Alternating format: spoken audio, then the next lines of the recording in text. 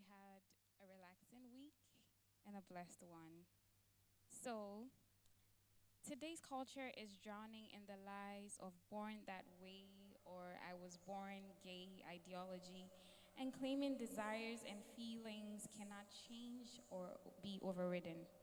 The LGBTQ phenomenon is a ploy to challenge absolutes, individual freedoms, marriage, family life, and cultural values. Today, they're asking us to accept their viewpoint, respect their sexual rights, and stop helping others who are seeking to reorient their sexuality and be free from such desires and feelings. It is this that the current bill in Ghana seeks to criminalize. I'm excited today to be joined once again by the indefatigable, my indefatigable facilitator, my pastor, my mentor, my life coach, virtually my everything. He's the resident minister here at RWC. We are very blessed to have you, Daddy, again this afternoon. Overseer Professor Osafo, Joseph Osafo Edu.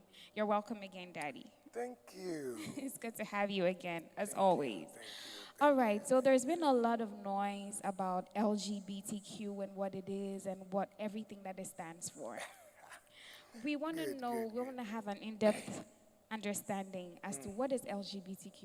Okay. Maybe let's start from defining the term itself. Right. Okay, so LGBT. Right. I'm told new two more. I've been added or are about to be added. I'm here to check. But first, the L, as we know, is lesbian. Okay. So a woman who is attracted to another woman. Okay. And then the G is a gay. And here we're talking about a man who is attracted to a fellow man or another man. They often identify as homosexuals. Right. The B is a bisexual, a person who is attracted to both men and women. The T is what is called transgender. Right. And that is somebody who has a problem with the gender he or she was assigned at birth. So Joseph Osafo was born as a boy, and the doctor said male. And when I began growing, I told my mom, I don't feel like I'm a boy. I feel like I'm a girl. Then my mom affirmed me and said, oh, that's fine. It's good to feel like a girl.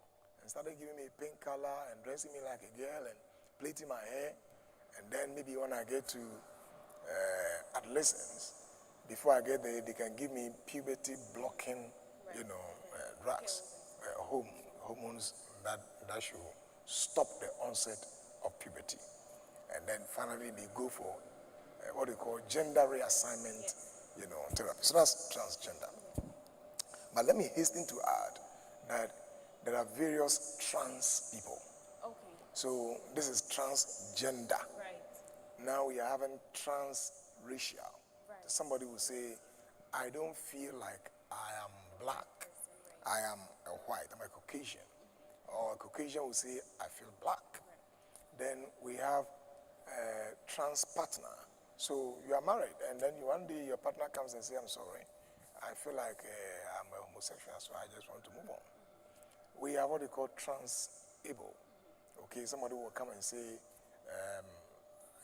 I feel like I'm sick. Yeah. I feel like I'm deformed. I can't see, so the person be walking with their eyes closed. Even though they do. Yes, they do see. The trans-able. Then we have trans-age. Okay, trans-age, so at my age, I can go to my wife and tell my wife I feel like I'm a toddler. I see. Oh yes, there's one that I saw who says he's a toddler. And so he's lying in a, what do you call it, crib, yes. And then they caught and then they're playing, feeding her with milk, and he's just engaging himself. I mean, in those manners, like as a kid who is, no. That's a trans-age. Right. I have seen trans-species, people who are changing themselves to be tigers, animals. And some of them that I saw, he wants to become an animal, like a tiger. and has seen another one who wants to become like a horse. Okay, so there are various strands. And then we talk about the queer. The queer. And the queer originally is a political term. It's like you are standing against something. They don't want to identify themselves as male, as female. They don't want to identify themselves with any of the binaries, male or female, or homosexual or lesbian. They just want to be free. Those are the queers. Somebody can say, well, I'm not a male, I'm not a female, but I feel attracted to this particular pillar. They just stand against what, labels. Yes, label. And they don't want to be boxed into anything. And then you have the questioning. Right. So the questioning are those who are still exploring their sexuality and their gender identity. They are not too sure whether I'm a man, I'm a woman, I'm bisexual. They are still questioning. The intersex, we used to refer to them as hermaphrodites. Okay. But the proper term is disorders of sex development. Okay. That's the current terminology. Now, these are people whose body definitely doesn't show the clear binary of a male or a female. There may be a neuroanatomical disorder, or there may be some kind of hormonal problem. Sometimes they may have all the features of a female, and yet the voice is very masculine. Or when it comes to their genitalia, there may be indistinctiveness. You can't see whether it is a penis or a vagina, or whether this is a full genitalia of a man or a full genitalia of a woman. You can see it. And so those are the intersex. In fact, if you check the scriptures, for example, there's reference to such abnormality. Jesus was making a comment in Matthew chapter 19, verse 12, that people may be born. You can read and see. Matthew 19:12. Matthew 19:12.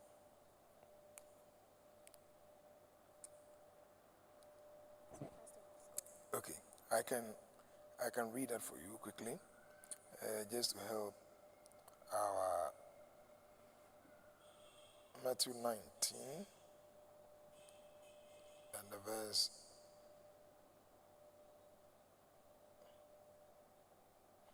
12.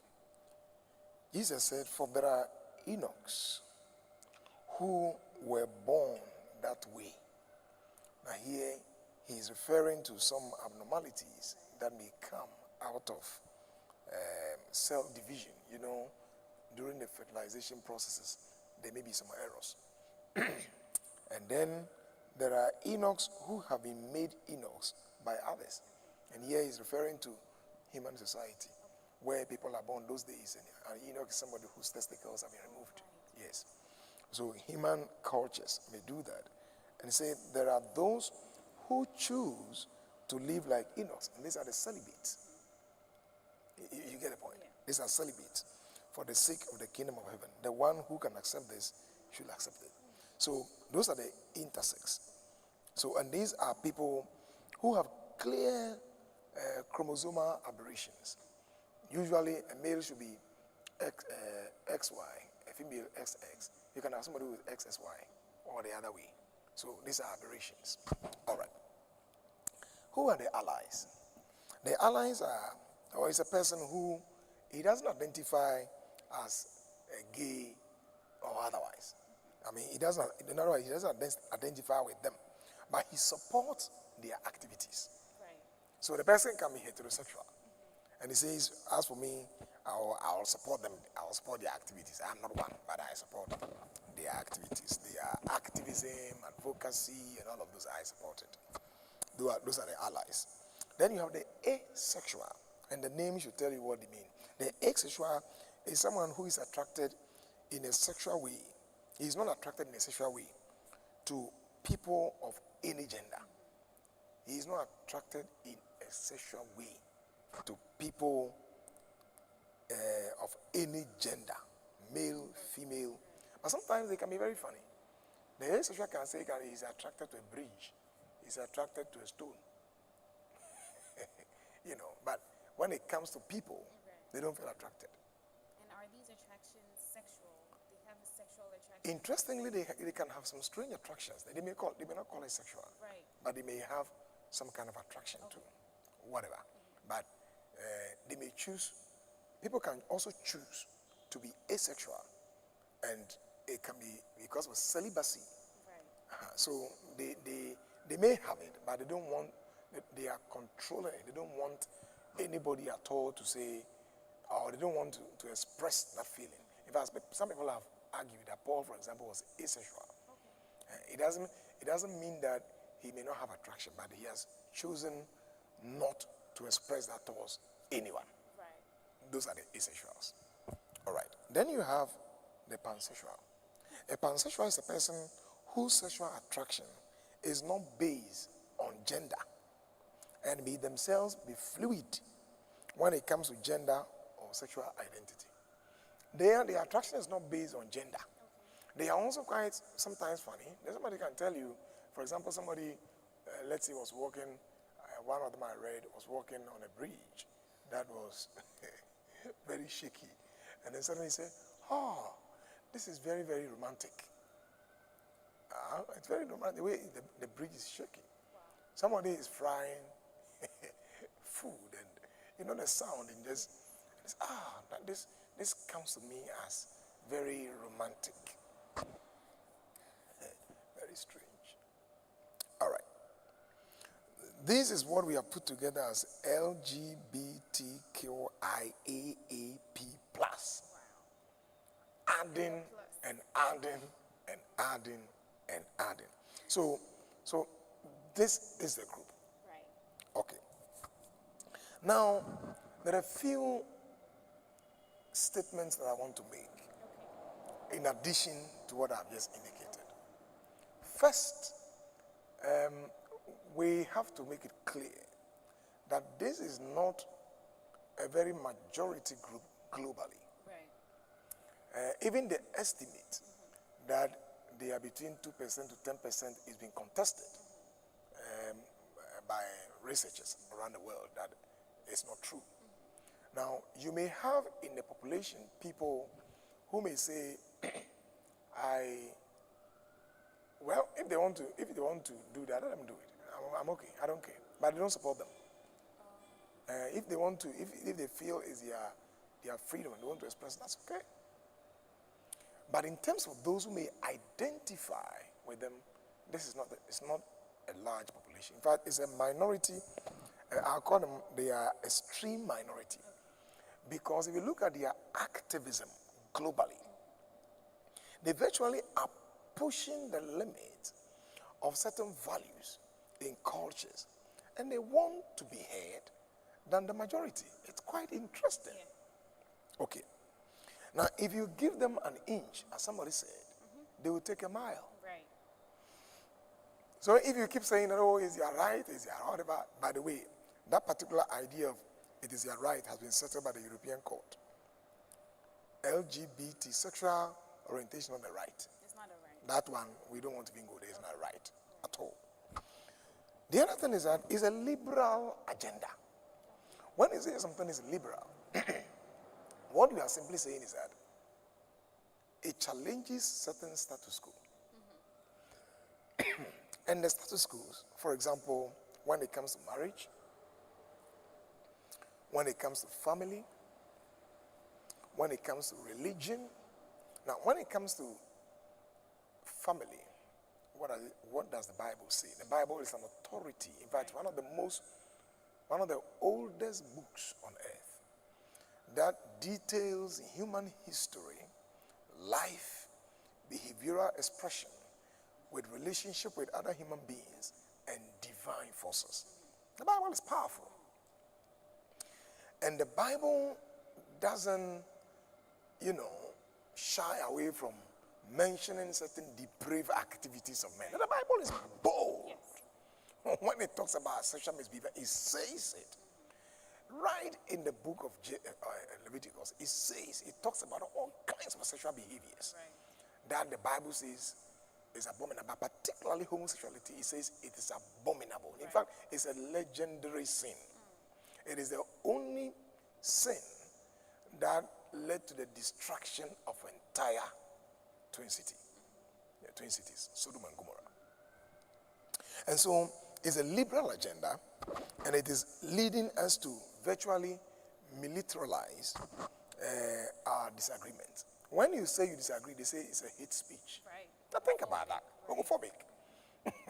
and they want us to accept that their agenda is better. And so we have created certain terminologies. Homophobic. It's very funny and interesting. And again, even when you are sharing an opinion, an intellectual opinion, quickly they jump into the wagon. This is homophobic. And I want people to just understand that. The other point which is very important for us to note is that they are working hard to deprive the majority of us of our natural human right to disagree on something we think is inimical to the sociological advancement of our communities, the psychological advancement of humanity, and even the medical advancement of humanity. They are working hard, and if you look at their activism now, I have data to show that even in daycare centers in the US, in Australia, in Canada, in UK, the activism is going that far, that children are taught that gender is not just a binary. You can have, it's fluid, anything at all. And some of them will tell the children, you can be what you want to be. Okay, so what that means is that I can, in the next couple of days, say I'm a tree. In the next couple of days, because it's fluid, I can say I am a road. I'm a road. Now this is absurd. And you can see it in the West. There is a sociological crisis in the West now. A sociological and a psychological crisis. That what is error is getting officialized, and we are forced to accept it as normal. No. We have our brains. You can't force us to accept what is an error. The other important point is that it is virtually becoming a worship of the human will and an idol. It's almost becoming a worship. Whatever the human being thinks of doing and becoming, this particular agenda, LGBTQIA++ says, allow.